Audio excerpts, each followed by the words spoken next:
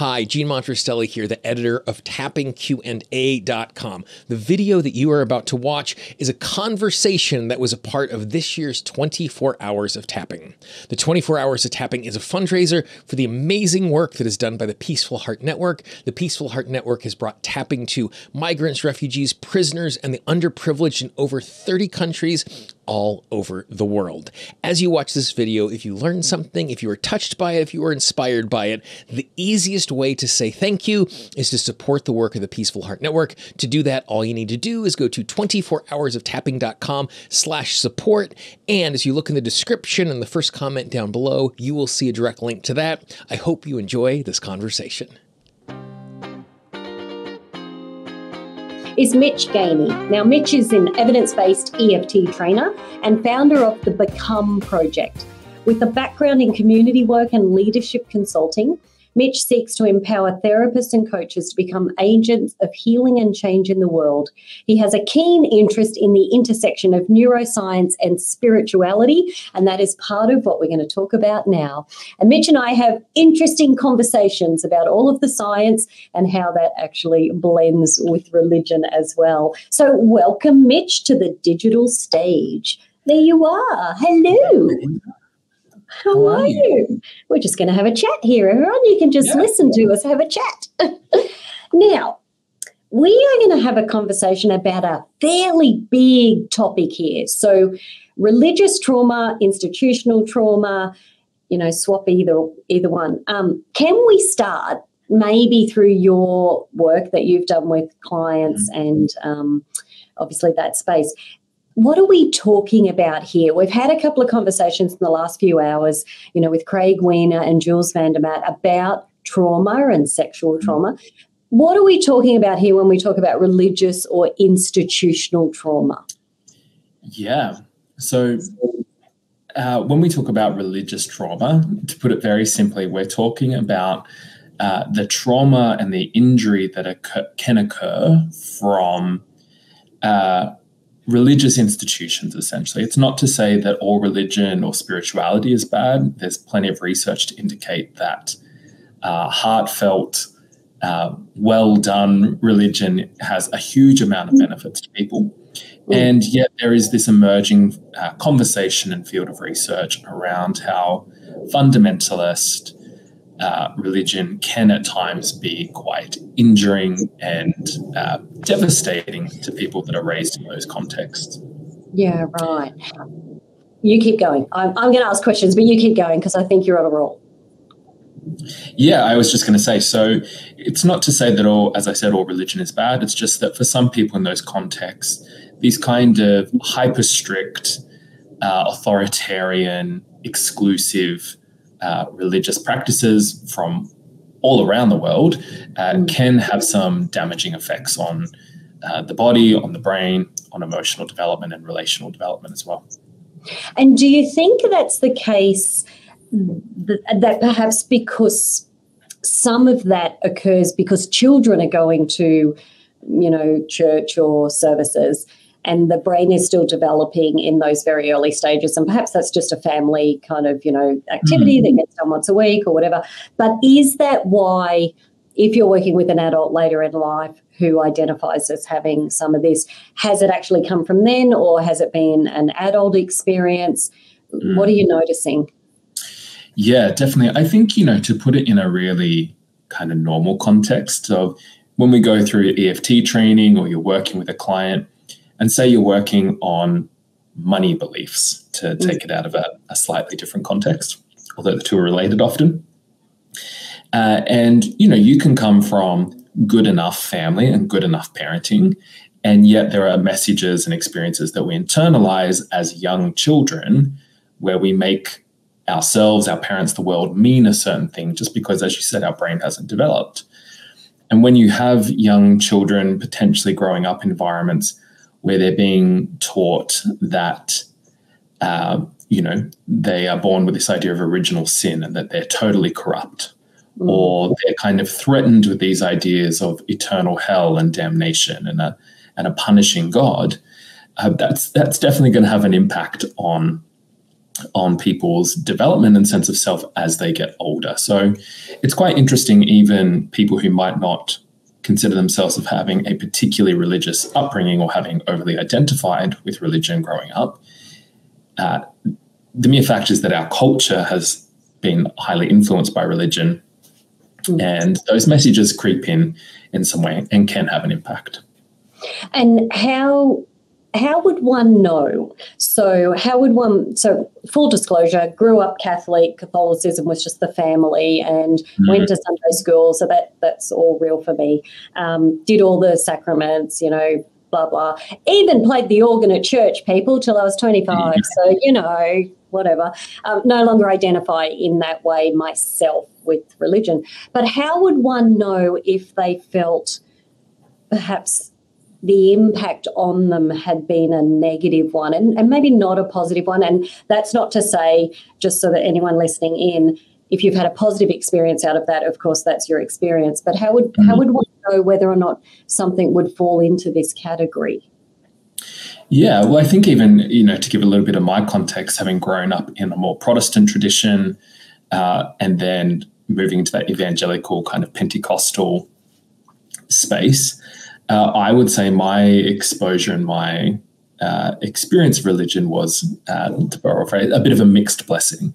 I can see the highly beautiful, beneficial components to that. And as I've reflected and unpacked my own experience, kind of see where certain practices and teachings were quite damaging to me. And I think the things that I noticed in myself, and I've noticed through looking at the research and working with different clients, it can often show up as a real fear of success is often a big one. Can often show up as a sense of a pretty poor sense of self-worth, because if you've been taught your whole life that there's nothing good within you, that you're sinful, the only good thing comes from the church or their concept of God, whichever religion you're working with there. It can show up in relationship difficulties, sexual intimacy difficulties. An interesting one I find is overgiving. So people who give and give and give and give to their detriment. So they're giving out of money that they don't have. They don't charge for their services because, you've got to be a good person and give. And it can show up in all of the normal PTSD symptoms, nightmares, triggered whenever you're around a church, very strong reactions towards religious people who remind you of some of those upbringings, basically anything that robs you of your peace and your sense of self. Yeah. The other way that it can often show up is a bit of a difficulty in connecting to a sense of spirit, the divine allness, because there's so much pairing with a particular belief system.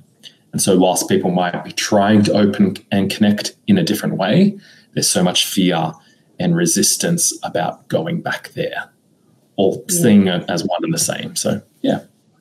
And is it those beliefs that start to kind of indicate that perhaps they've got some sort of religious or institutional flavour to them? Is that the statements that you're hearing that, I don't know, if I don't want to charge for my services, somehow there's a belief attached to that which might actually have that kind of undertone? So there can be beliefs around money, or I'm not worthy.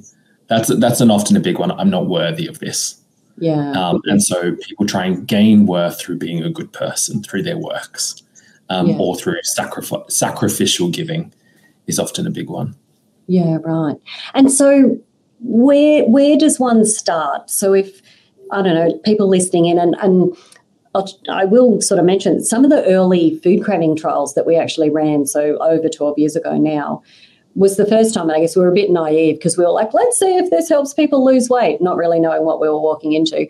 And worldwide trials, we started to have people self-disclosing or wanting to tap on because it was coming up after they tapped on their food craving for chocolate or cake or whatever.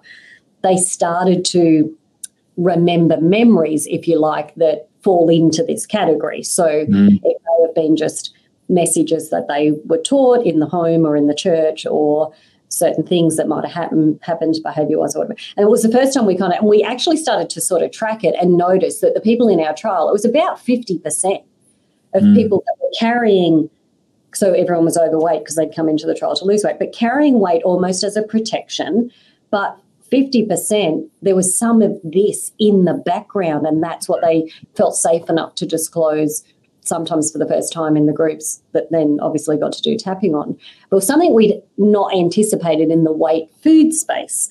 The religious trauma, we have seen sexual trauma and weight and protection be a common kind of correlation, but we hadn't really anticipated, I guess, that the religious trauma might be in the background there with those food as a soother, or I can imagine drugs or alcohol as part of that as well. Is that something common? Yeah, so often when we've come from those very strict and restrictive backgrounds, there isn't much room for self-soothing because pretty much everything is considered a sin. That might be a bit of an overstretch, but, there's very strict ideas of what's right and wrong. And so food is an acceptable, self-soothing experience. And then also something that I have found in myself as well and with some clients is when there is such a restrictive environment, there has to be a compensating lack of restriction somewhere else. And that will often show up in the food. Because it is this acceptable, because you can't drink, you can't smoke. It's less likely, or it's not as prone to go into drug-seeking behaviours. But food is this acceptable, soothing factor, and if that's the one place I can let go, that's where I will let go because it comforts me. Absolutely, and powerful stuff, that food, serotonin, it's just carbs, serotonin go well together. Yeah. And we've had some conversations today throughout the event just around being trauma informed when we go near these kind of areas, even if a practitioner wasn't necessarily trying to specialise in religious trauma. But of course, when a client feels safe and comfortable with you as a therapist or a practitioner, they'll often tell you their deepest, darkest stuff. But how important is it, like the trauma-informed phrase, and what do you see that practitioners need to know to work in this area? Yeah.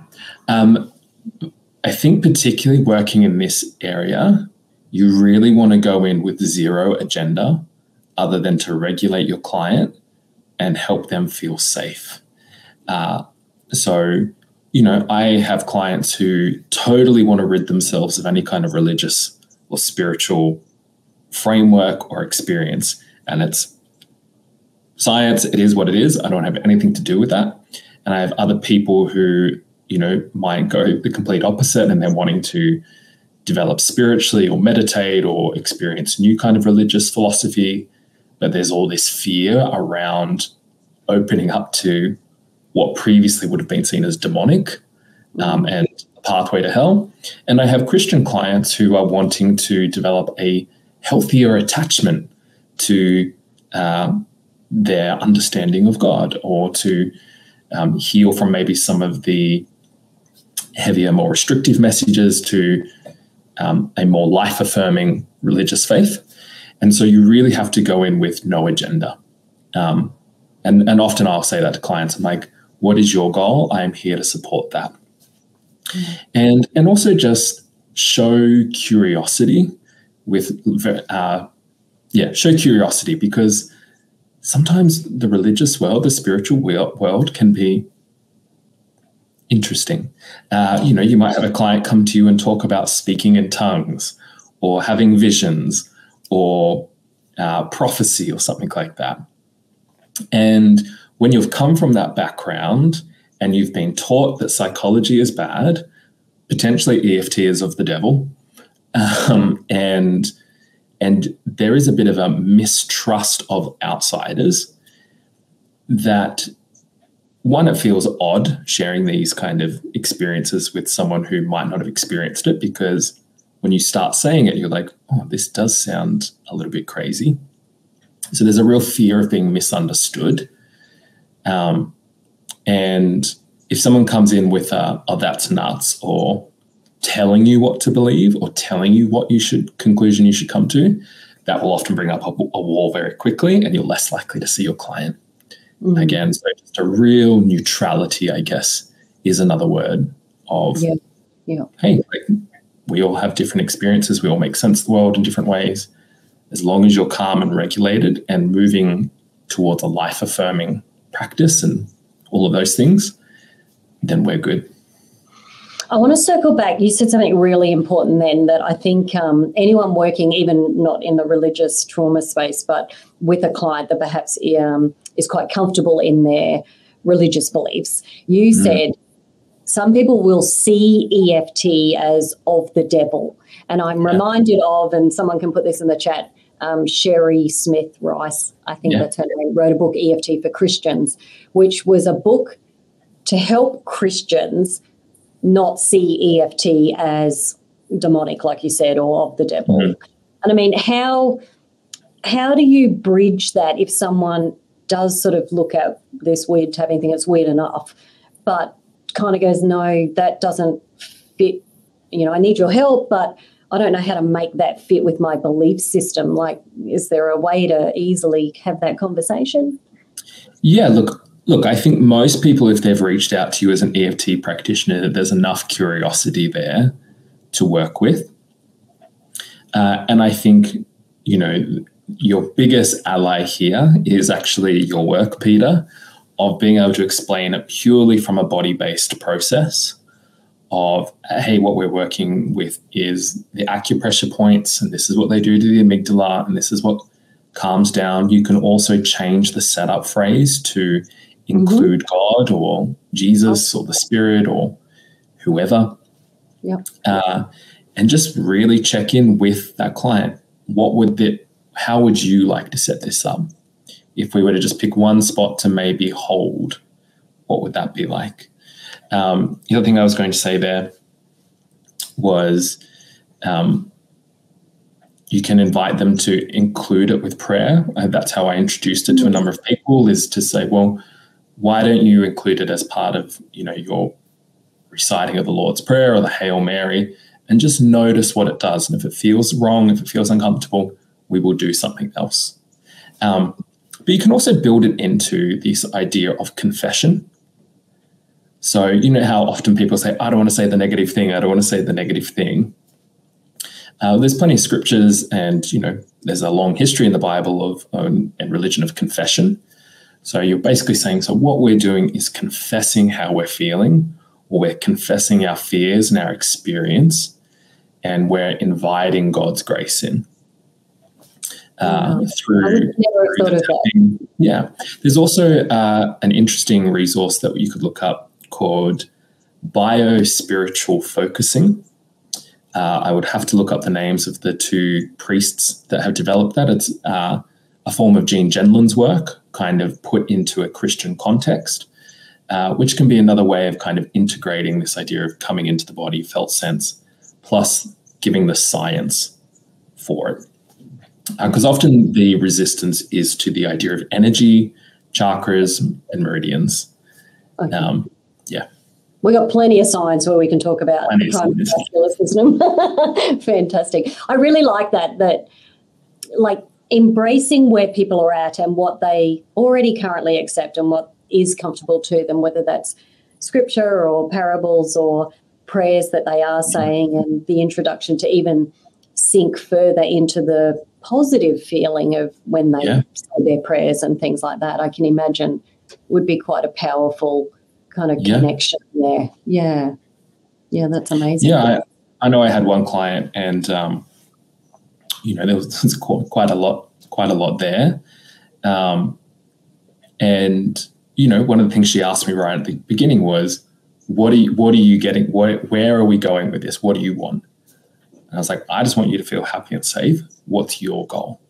Her goal was to reconnect because she felt like she couldn't connect for various reasons. And so one of the things that we often did was when we tapped on her image or sense or felt sense towards God and any barriers that she felt towards that. And it was quite interesting once that kind of metabolized or collapsed, whatever language you want to use there. She had this, in the session, she had this very felt sense presence of God's love. Wow. And that presented as a particular image that she could connect to. So in between the rounds or in between sessions, I would just be like, so let's reconnect there as a resource. Or even though blah, blah, blah, blah, I'm welcoming in more of this. So yeah, you just kind of, again, following your client and connecting into their sense of God or whatever. Wow. And now I know, because I know you, Mitch, I know you read widely in this area about lots of religions, spirituality, the intersect science in that. How important is it that you have quite a wide or thorough understanding of religion to work in these areas? Like, is it important that you have your own practice, or is that not necessary because neutrality you mentioned?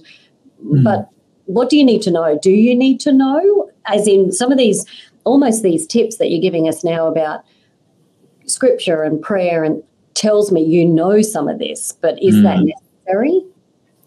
Yeah, look, I think it always helps. Same as if I had a client who was coming to me with, a particular craving or a particular issue. Like, it's always going to help if I have an understanding of that.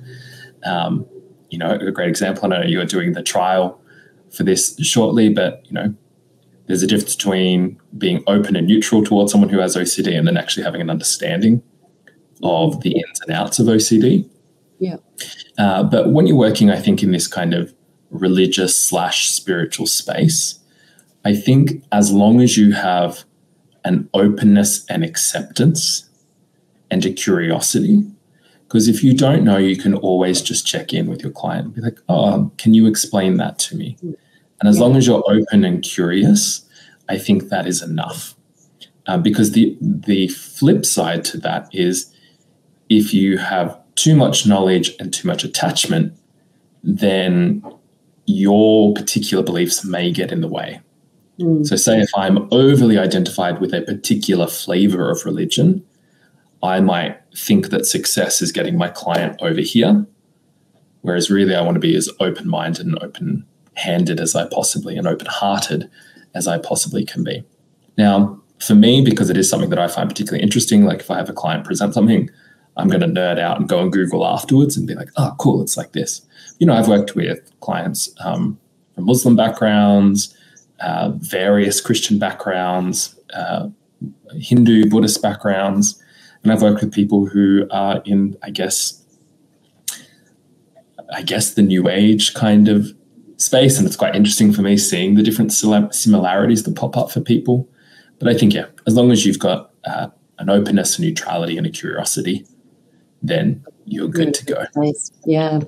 Now, tell me, do you notice with all the work that you have done, even if it's across many, many different types of spiritual beliefs or religious church backgrounds, are there any common themes that seem to present themselves in religious trauma? So if there's been trauma in terms of, we talked about beliefs and practices and, kind of concepts and schemas that have been developed, or even, let's take it a step further, some sort of physical or sexual abuse that's occurred in the hands, because we've had a conversation with Jules Vandermatt today about sexual trauma, but we do know that this happens within churches as well. So are there common themes that seem to present themselves unique to this area?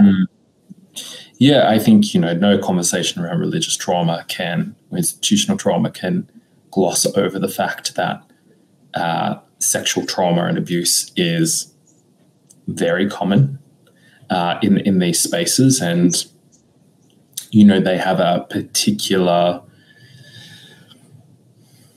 level of complexity, or an extra layer of complexity, because not only is it a sexual trauma, which in and of itself is horrendous for someone to experience it then being tied to an image of the divine, the absolute authority, either being represented by the religious figure or God not preventing it from occurring.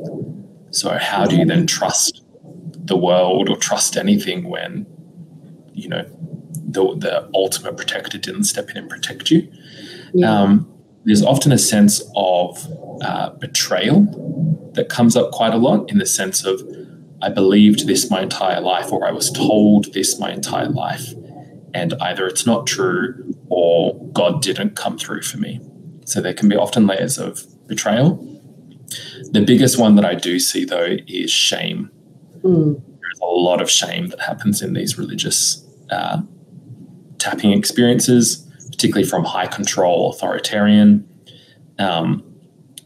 because the rules are so intense and almost impossible.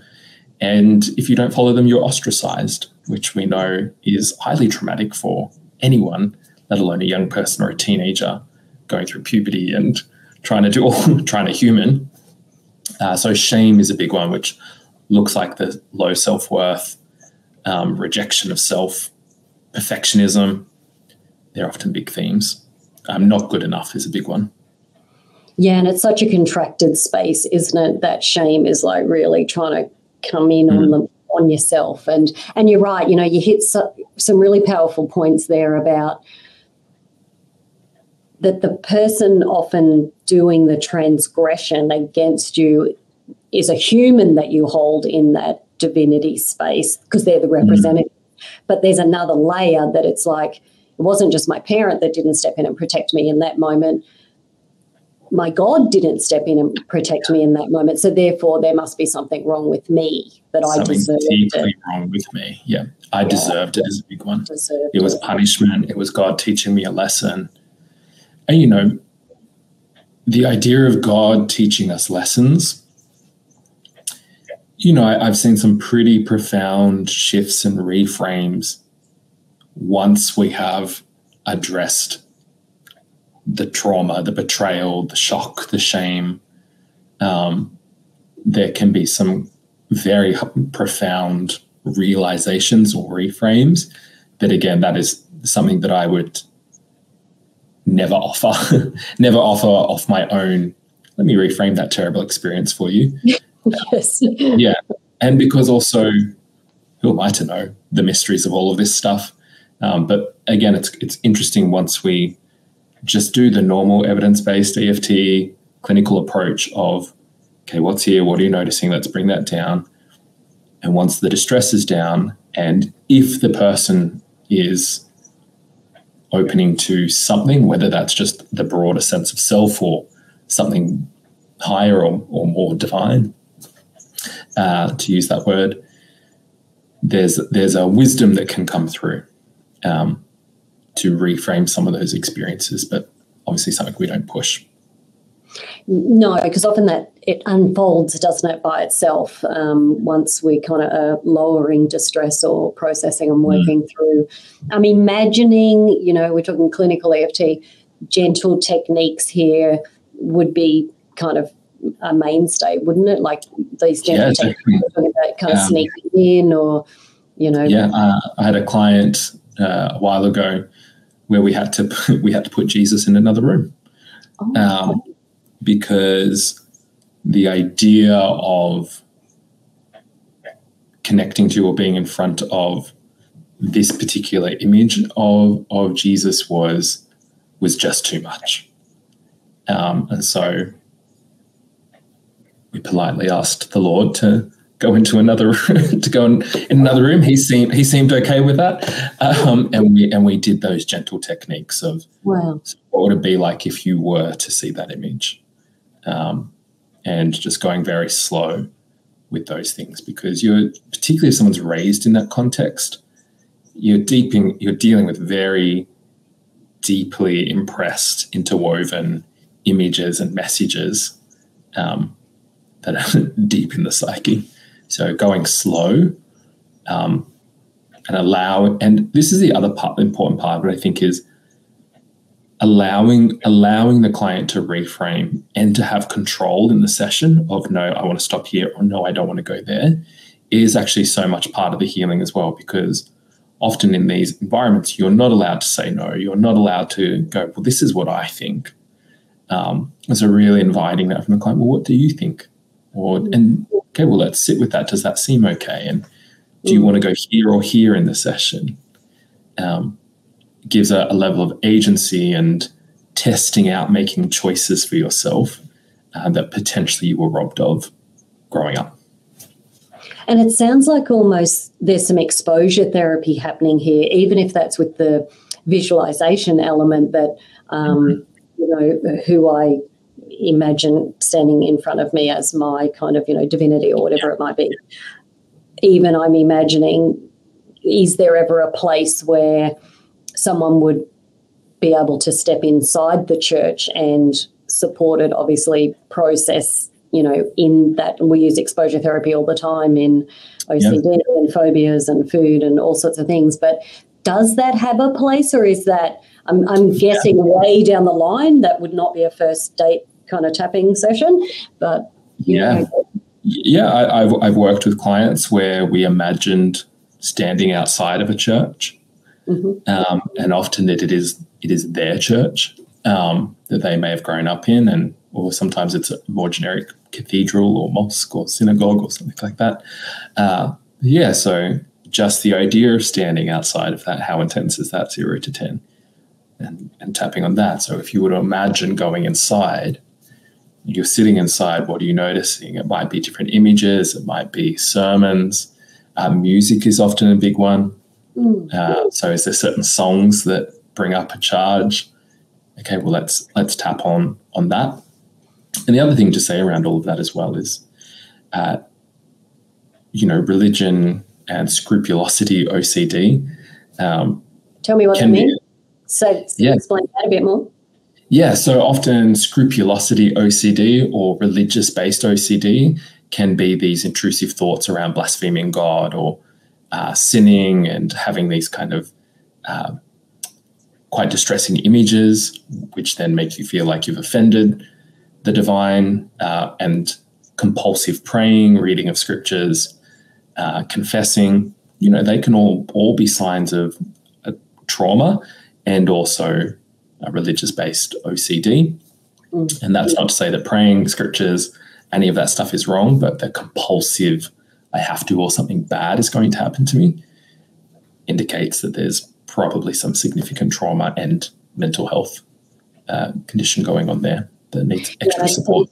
It's almost like it becomes a double-edged sword in that case, where the OCD distressing thought, I've done something to offend God, but then the behaviour to soothe that is a religious behaviour, becomes a double-edged sword then. So, and if anyone is listening, and we are here at Bond University about to run an EFT for OCD research trial. It is all free, starts in about 2 weeks' time. I can get those details to Jean, and it is online and live. So all of these would actually be covered in that kind of umbrella of OCD. Probably my last question, Mitch, and I think this is such an important conversation to kind of keep going, because it's more, from my chatting to you, it's more prevalent than people realise. It's just that they're taboo topics sometimes, a bit like sexual abuse. Religious abuse and trauma is taboo, and people don't want to share it because of that internal kind of, conversation, which is about, I probably did something wrong because I deserved it. So people don't share. So it's more common than we realise. How important is it to be working in this space to either do your own work, have supervision, and I'm thinking vicarious trauma, and I'm thinking compassion fatigue, and I'm thinking those kind of elements of we're working energetically with someone, that has to have an impact on you as well. Like, how do you deal with it? Yeah, well, like every good EFT practitioner, by tapping. And, as someone who has experienced their own level of religious trauma, definitely there's a lot of borrowed benefits going on when you're doing that. You also have to be conscious and curate the forums and the spaces that you go into. But yeah, you definitely do need to be doing your own work. Otherwise, it can be easy to maybe mimic some of the behaviors from those high control, black and white thinking, and just to basically flip it around the other way and become anti something. I think, the work of EFT and the work of any kind of somatic or therapeutic practice should be grounding myself and broadening my heart and what I'm able to hold and give, to use the word, grace towards. So yeah, I definitely think supervision, checking in with someone who might have a deeper understanding of that particular religious or spiritual context can always give you help, and make sure you're doing your own tapping. Absolutely. Yeah. I do know any of these kind of complex areas, people often recommend keeping your own journal for reflection so that you can either use that as your kind of processing or just your ability to look at what's going on for me, over a week or a month's period or whatever. So, yeah, that personal reflection. Someone did ask, what's OCD? Our apologies for using acronyms, obsessive compulsive disorder. So we were just chatting jargon there. So obsessive compulsive disorder. So Mitch was just talking about that can have a religious flavour to it as well, which is quite distressing for people. So, yeah, Mitch, this is it's been a real privilege just to pick your brain a little bit more, but just to become more aware, I think, of really what is happening in this space for people that, and it may be that they don't come to you for this, but the curiosity at EFT brings them for something else, but this is there and it presents itself when they're comfortable with you or, a memory pops up, that type of thing. And yeah, I think, we need to keep these conversations going, everyone. And if you are out there and you work with clients, and reach out to people like Mitch if you want some guidance and supervision, because he's an absolute expert in this. But thank you for sharing just, not only your own experiences, but just what is working in this space and some of those ideas of any last words of wisdom? I think be open to your clients, go slow like usual, and really trust that something like EFT can make a world of difference for someone struggling in this area. Yeah. And I think that's been the message across all of our chats this afternoon that we've had around the trauma topic. The message has been slow. Just because EFT can work quickly, and, we see that often, doesn't mean it always should be. And I think, just to reiterate that if anyone's joining us, fresh up live where you are in the world, slow in these areas is often the solution, not the other way around. And don't go tapping on the first date with someone. So, we're doing tapping down the track. So, yeah, that's really good. That's fabulous. Mitch, thank you for all your wisdom and for sharing with us on a Saturday evening. We hope that you have a wonderful weekend. Thank you very much. And good luck to everyone else, and see you around. Thanks, Mitch. If you found this interview inspiring, I would encourage you to support the Peaceful Heart Network by going to 24hoursoftapping.com/support or clicking the link in the description. And you will see on the screen right now a playlist to all of the interviews from this year's and last year's 24 Hours of Tapping. I hope you enjoy those as well.